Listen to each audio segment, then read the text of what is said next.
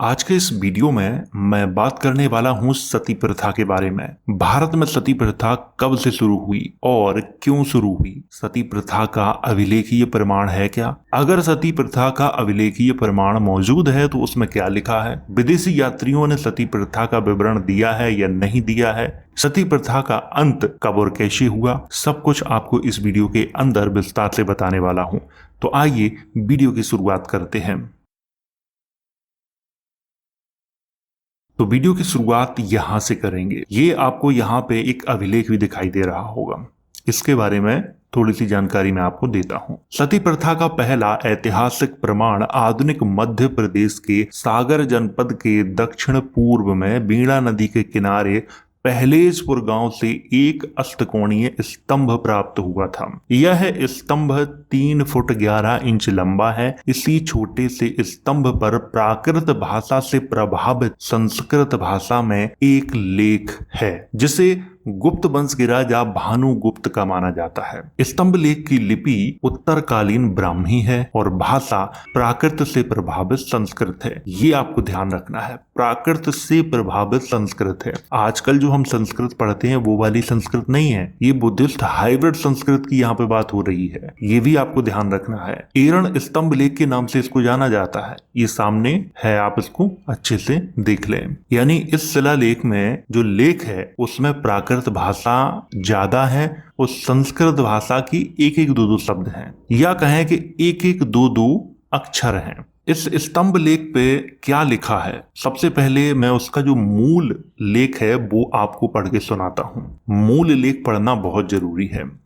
पहली लाइन में लिखा है, संवत्सर सते एकन वति उत्तरे सावण बहुल पक्ष सा। इसके बाद कुछ अक्षर मिटे हुए हैं, इसीलिए डॉट डॉट डॉट डॉट बना हुआ है। अगली लाइन में लिखा हुआ है, संवत 1000901 सावण वा दी सुलख साधु उत्पन्नो। अगली लाइन में लिखा है, राजेति विसुरभ तस्य पुत्रो तिविकांतो नामना राजात माधवो गोपराज। अगली लाइन में लिखा है, सुत स्तस्य श्री माम विख्यात पौरुष सर्वराज दोहित स्वा वडस तिलको। अगली लाइन में लिखा है, श्री भानुगुप्तो जगति पबीरो राजा महापारथ समो तिसूर तेनाथ साराधनी विह गोपर। इसके बाद कुछ अक्षर फिर से मिटे हुए हैं। अगली लाइन में लिखा हुआ है, मैतानुदस्या चा कितानुयात करत्वा। इसके बाद फिर से कुछ अक्षर मिटे हुए हैं। द्वंग सुमहत पकासंग स्वग गतो दिव्य ना। इसके बाद फिर से कुछ अक्षर मिटे हुए हैं। अगली लाइन में लिखा हुआ है, भक्तानुरक्ता चा पिया चा कांता भा। इसके बाद फिर से कुछ अक्षर मिटे हुए हैं। ला, इसके बाद फिर से कुछ अक्षर मिटे हुए हैं। नुगता, इसके बाद फिर से कुछ अक्षर मिटे हुए हैं और अंत में बना है रा। ये है मूल लेख। अब जब कोई व्यक्ति इसका अनुवाद करता है तो जानते हो वो कैसे इसको संस्कृत में परिवर्तित करता है। और यहाँ पर जो सुलक्ष लिखा हुआ है इसको सुलक्ष लिख देगा, और यहाँ पर तिविक्रांत लिखा हुआ है तो यहाँ पर त्रिविक्रांत लिख देगा। जब ये शब्द कोई सामान्य व्यक्ति पढ़ता है तो वो बेचारा भ्रमित हो जाता है कि इसमें तो संस्कृत लिखी हुई है, जबकि ये लोग शुद्ध रूप से ये बताना नहीं चाहते हैं कि ये प्राकृत से प्रभावित संस्कृत है। इसमें एक एक दो दो अक्षर संस्कृत की शुरू हो रहे हैं, पूरी तरह से ये संस्कृत भी नहीं है। श्री कैसा यहाँ पे लिखा है, जैसे लिखा है, श्री भानुगुप्तो जगति पबीरो। आजकल हम जो श्री लिखते हैं वो कैसा लिखते हैं, तो ये जो फर्क है ये फर्क भी हमें देखना पड़ता है। लेकिन अनुवादकार इस वाले श्री को न लिख के वो वाला श्री लिखते हैं जो आजकल हम लिखते हैं। यहाँ से और भी लोगों के दिमाग में जो कंफ्यूजन है वो बढ़ जाता है, और इस कंफ्यूजन को दूर करने के लिए तुम्हें खुद से रिसर्च करनी होगी। इतिहासकारों के भरोसे मत बैठो, ये तुम्हारी नाव को डुबा देंगे। आइए इसका हिंदी में अनुवाद क्या है वो मैं आपको बताता हूं।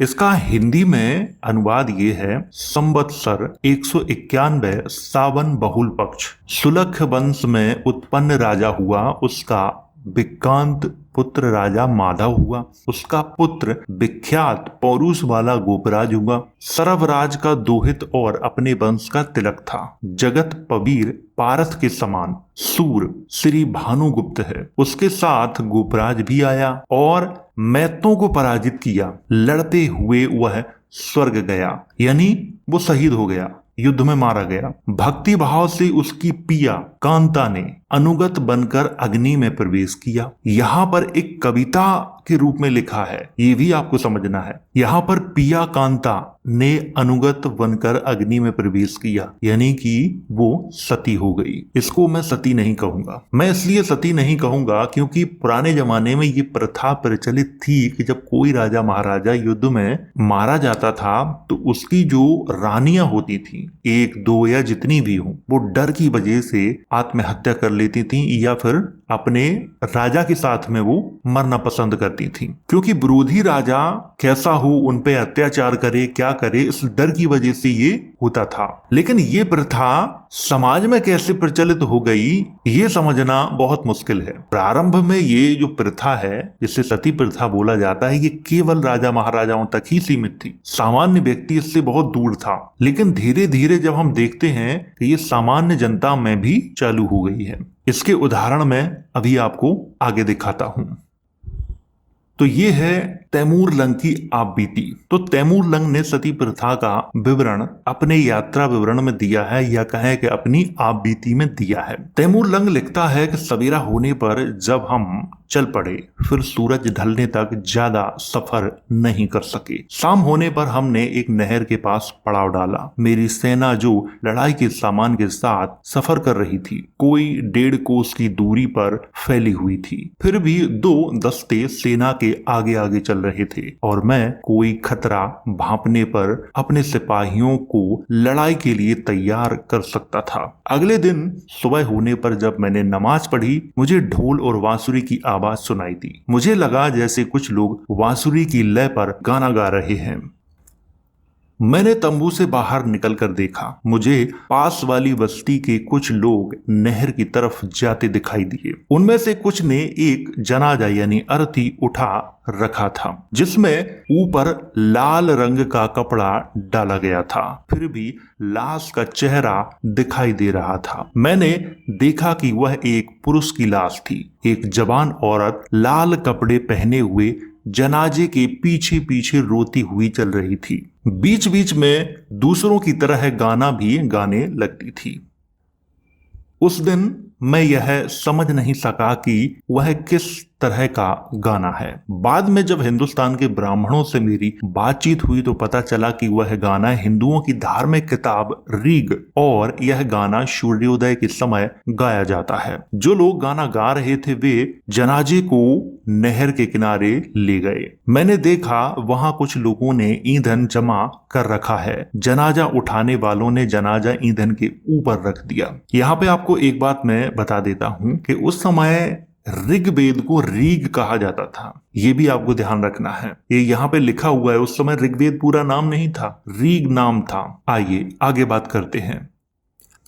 फिर उस रोती हुई जवान औरत के हाथ पांव जंजीर से बांध दिए। गाना गाने वाले लोग चुप हो गए और ढोल की आवाजें भी बंद हो गईं। लेकिन बांसुरी बजाने वाला कोई और धुन बजाने लगा। स्त्री पुरुष विलाप कर रहे थे, जिससे मैंने अनुमान लगाया कि ये इस पुरुष के लिए नहीं बल्कि उस जवान औरत के लिए बैन कर रहे हैं जिसे अपने पति की लाश के साथ जलना था। तब उस औरत के हाथ पांव जंजीर से बांधे गए। उसे उस लाश के एक तरफ ईंधन पर लिटाया गया। फिर ईंधन को आग दिखाई गई और वह पूरी तरह भड़क उठी। उस औरत की चीखें जंगल में गूंजने लगीं। कुछ देर बाद हवा में जले हुए मांस की गंध फैलकर दिमाग पर छाने लगी। हमारे कूच का समय था, इसीलिए मैं ज्यादा देर नहीं रुका और घोड़े पर सवार होकर चल पड़ा। उस दिन मैं मुर्दे और जिंदा के जलाने के इस काम से बहुत व्याकुल हुआ। आप सोच रहे होंगे कि एक खूंखार शासक, जो तैमूर खूंखार था, मैं उसकी बात कर रहा हूं, कि वो इस दृश्य को देखकर व्याकुल हो उठा। सोचिए सामान्य व्यक्ति क्या सोचता होगा इसके बारे में। कैसी कैसी भयानक प्रथाएं इन धार्मिक लोगों ने समाज पर थोप रखी थी, लेकिन जब आज इन धार्मिक लोगों से इसके बारे में पूछो तो ये कहते हैं कि नहीं, ऐसा तो कुछ था ही नहीं। अभी मैं आपको और दिखाने वाला हूं प्रूफ। उसमें तो धार्मिक लोग खुद ही ये कर्मकांड कर रहे हैं। अगर ये प्रथा धर्म के विरुद्ध थी तो धार्मिक लोगों ने इसको खत्म क्यों नहीं किया, ये भी एक प्रश्न है। एक प्रूफ मैं आपको और दिखाने वाला हूं जिससे आप और इसके बारे में समझ सकते हैं। यह है इब्न बतूता की भारत यात्रा। इसमें भी 3-4 जगहों पर सती प्रथा के बारे में बताया गया है। सती व्रतांत मैं शेख महाशय के मठ से लौटने पर देखता हूं कि जिस स्थान पर हमारा पड़ाव था उस ओर से लोग भागे चले आ रहे हैं। इनमें हमारे आदमी भी थे। पूछने पर उन्होंने उत्तर दिया कि एक हिंदू का देहांत हो गया है, चिता तैयार की गई है और उसके साथ उसकी पत्नी भी जलेगी। इन दोनों के जलाए जाने के उपरांत हमारे साथियों ने लौटकर बताया कि वह स्त्री तो लाश से लिपट के जल गई। एक बार मैंने हिंदू स्त्री को बनाव श्रृंगार किए घोड़े पर चढ़कर जाते हुए देखा था। हिंदू और मुसलमान इस स्त्री के पीछे चल रहे थे। आगे आगे नौबत बजती जाती थी और ब्राह्मण, जिनको यह जाति पूजनीय समझती है, साथ साथ थे। घटना का स्थान बादशाह की राज्य की सीमा के अंतर्गत होने के कारण बिना उसकी आज्ञा प्राप्त किए जलाना संभव न था। आज्ञा मिलने पर यह स्त्री जलाई गई। कुछ काल पश्चात मैं अवरही नामक नगर में गया। ये नगर कहां पर है इसके बारे में स्पष्ट रूप से जानकारी नहीं दी गई है। जहां के निवासी अधिक संख्या में हिंदू थे पर हाकिम मुसलमान था। इस नगर के आसपास के कुछ हिंदू ऐसे भी थे जो बादशाह की आज्ञा की सदा अवहेलना किया करते थे। इन्होंने एक बार छापा मारा। नगर का हाकिम हिंदू मुसलमानों को लेकर इनका सामना करने गया तो घोर युद्ध हुआ और हिंदू प्रजा में 7 व्यक्ति खेत रहे, मतलब 7 व्यक्ति मारे गए। इनमें से 3 की स्त्रियां भी थीं और उन्होंने सती होने का विचार प्रकट किया। हिंदुओं में प्रत्येक विधवा के लिए सती होना आवश्यक नहीं है। ये लाइन आपको ध्यान रखनी है। इब्न बतूता अपने यात्रा विवरण में ये लिखता है कि प्रत्येक महिला के लिए ये प्रथा नहीं थी, लेकिन आगे उसने क्या लिखा है वो भी मैं आपको अच्छे से समझा दूंगा। परंतु पति के साथ स्त्री के जल जाने पर वंश प्रतिष्ठित गिना जाता है, ये भी आपको ध्यान रखना है, और उसकी भी पतिव्रताओं में गणना होने लगती है। यानी उस औरत को पतिव्रता समझा जाता है जो सती होने का काम करती है उसे। सती ना होने पर विधवा को मोटे मोटे वस्त्र पहनकर महाकष्टमय जीवन तो व्यतीत करना पड़ता ही है, साथ ही वह पति परायण भी नहीं समझी जाती। अगर कोई महिला सती नहीं हो रही है तो उसे बहुत बुरे बुरे कष्ट दिए जाते थे। महिलाएं मजबूरी में ये करती थी, उन्हें अपशगुन माना जाता था। आज भी ज्योतिष में विधवा महिला को अपशगुन ही माना जाता है। अगर आप घर से बाहर कहीं जा रहे हैं और अचानक से कोई विधवा स्त्री आपके सामने आ जाए तो उसे अपशगुन माना जाता है। ज्योतिष में आज भी ये धार्मिक रिवाज ही है। आइए आगे बात करते हैं। हाँ, तो फिर इन तीनों स्त्रियों ने 3 दिन पर्यंत खूब गाया बजाया और नाना प्रकार के भोजन किए, मानो संसार से विदा ले रही थीं। उनके पास चारों ओर की स्त्रियों का जमघट लगा रहता था। चौथे दिन इनके पास घोड़े लाए गए और ये तीनों बनाव श्रृंगार कर सुगंधी लगाकर उन पर सवार हो गईं। इनके दाहिने हाथ में एक नारियल था जिसको ये बराबर उछाल रही थी और बाएं हाथ में एक दर्पण था जिसमें ये अपना मुख देखती थी। चारों ओर ब्राह्मणों तथा संबंधियों की भीड़ लग रही थी। आगे आगे नगाड़े तथा नौबत बजती जाती थी, यानी इसमें ब्राह्मण भी शामिल थे। ये प्रथा पूरी तरह से धार्मिक थी। प्रत्येक हिंदू आकर अपने मृत माता पिता, बहन भाई तथा अन्य संबंधी या मित्रों के लिए इनसे प्रणाम कहने को कह देता था और ये हाँ हाँ कहती और हंसती चली जाती थी। मैं भी मित्रों के साथ यह देखने को चल दिया कि ये किस प्रकार जलती हैं। 3 कोस तक जाने के पश्चात हम एक ऐसे स्थान में पहुंचे जहां जल की बहुतायत थी और वृक्षों की सघनता के कारण अंधकार छाया हुआ था। यहाँ पर 4 गुंबद यानी मंदिर बने हुए थे और प्रत्येक में एक एक देवता की मूर्ति प्रतिष्ठित थी। इन चारों यानी मंदिरों के मध्य में एक ऐसा सरोवर यानी कुंड था जिस पर वृक्षों की सघन छाया होने के कारण धूप नाम को भी ना थी।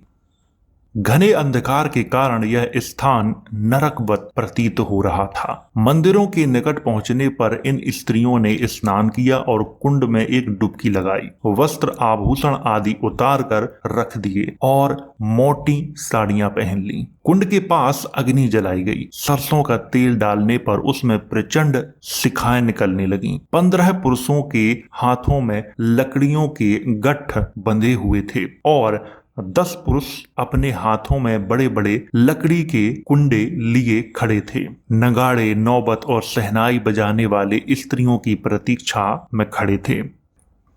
स्त्रियों की दृष्टि बचाने के लिए लोगों ने अग्नि को एक रजाई की ओट में कर लिया था, परंतु इनमें से एक स्त्री ने रजाई को बलपूर्वक खींचकर कहा कि क्या मैं जानती नहीं कि यह अग्नि है? मुझे क्या डराते हो? इतना कहकर यह अग्नि को प्रणाम कर तुरंत उसमें कूद पड़ी। बस नगाड़े, ढोल, सहनाई और नौबत बजने लगा। पुरुषों ने अपने हाथों की पतली लकड़ियां डालना प्रारंभ कर दी, जिसमें स्त्री की गति बंद हो गई, यानी कि उसका फड़फड़ाना बंद हो गया। उपस्थित जनता भी चिल्लाने लगी। मैं यह हृदय द्रावक दृश्य देखकर मूर्छित हो घोड़े से गिरने को ही था कि मेरे मित्रों ने संभाल लिया और मेरा मुख पानी से धुलवाया। इसके बाद मैं वहां से लौट गया।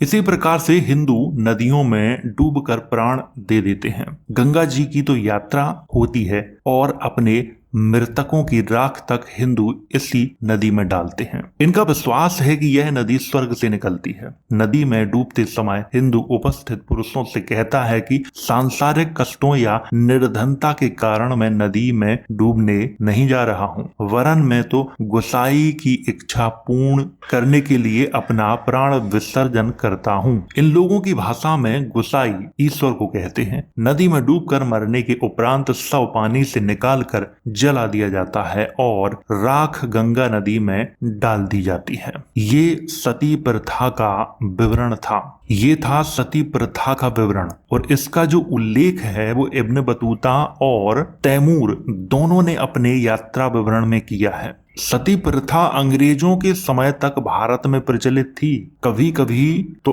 आज भी कुछ प्रमाण देखने को मिल जाते हैं। दिसंबर 1829 को उस समय के जो गवर्नर जनरल थे, जिनका नाम था लॉर्ड विलियम वेंटिक, ने इस प्रथा पर रोक लगाई थी और इसमें उनका सहयोग किसने किया था? राजा राममोहन राय ने। और ये जो प्रथा थी यानी सती प्रथा थी, ये शूद्र वर्ण में प्रचलित नहीं थी, ये केवल उच्च वर्ण में ही प्रचलित थी। ये हमारे देश की असली सच्चाई है, लेकिन इस सच्चाई को धार्मिक लोग स्वीकार नहीं करते हैं। जब भी आप इससे संबंधित उनसे कोई प्रश्न पूछोगे, वो इसको नकार देंगे या शब्दों के अर्थ बदलने का प्रयास करेंगे। सती प्रथा का जो विवरण है वो इन दोनों की यात्रा विवरण में ही नहीं मिलता है, और भी जगह मिलता है। मुगल काल में कई जगहों पर सती प्रथा की चर्चा देखने को मिलती है। अकबर ने भी इस प्रथा पर रोक लगाने का प्रयास किया था, लेकिन सफल नहीं हुआ। इस सच को स्वीकार करने से धार्मिक लोग बहुत घबराते हैं। ये सच्चाई है और इसे हमें स्वीकार करना पड़ेगा। तो उम्मीद है आप सती प्रथा के बारे में समझ गए होंगे।